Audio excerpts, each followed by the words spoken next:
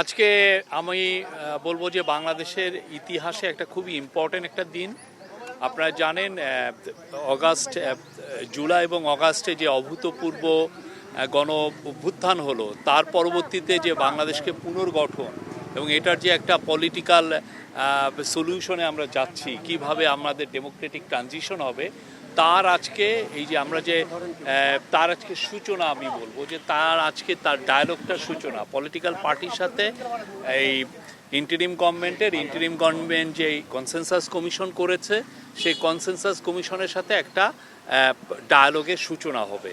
এর ফলে যেটা হবে যে আমরা আগামী, আপনি দেখেছেন যে কনসেনসাস কমিশনের মেয়াদ 6 মাস করা হয়েছে এবং 6 মাসে আমরা আশা করছি যে এই যে 6টা কমিশন যেই রিপোর্টগুলো দিল, সেই রিপোর্টগুলো পুঙ্খানুপুঙ্খভাবে পলিটিক্যাল পার্টির সাথে এই কনসেনসাস কমিশনের একটা আলাপ হয়ে যেটা আসবে যে যেই রিকমেন্ডেশনগুলো সমস্ত পলিটিক্যাল পার্টি কনসেনসাসের ভিত্তিতে নিবে, সেটা সবাইকে, আমাদের আশা থাকবে যে সবাই এই পলিটিক্যাল পার্টিগুলো এটা পরবর্তীতে সাইন করবে।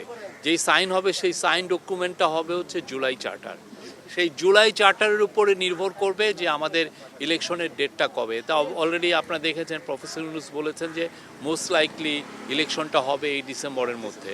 হ্যাঁ, এবং এবং সেক্ষেত্রে আমরা হয়তো কিছু রিকমেন্ডেশন বাস্তবায়ন করে যেতে পারবো।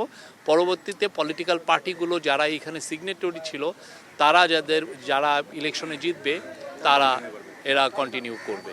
অনেকগুলো কমিশনের রিপোর্টের অনেকগুলো অংশই আছে যেটা সত্যিকার অর্থে পলিটিক্যাল পার্টির সাথে সেই ধরনের কথা বলতেও হয় না, দরকারও হয় না।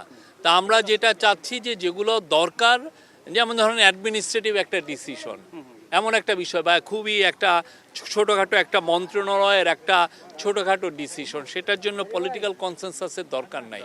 সেগুলো কিন্তু বাছা হয়েছে যে এই জিনিসগুলো ডুয়েবল, খুব দ্রুত এটা করা যায়। সেটা আমরা অলরেডি, এটার কাজ শুরু হয়েছে, কিছু কিছু ক্ষেত্রে হয়েও গেছে।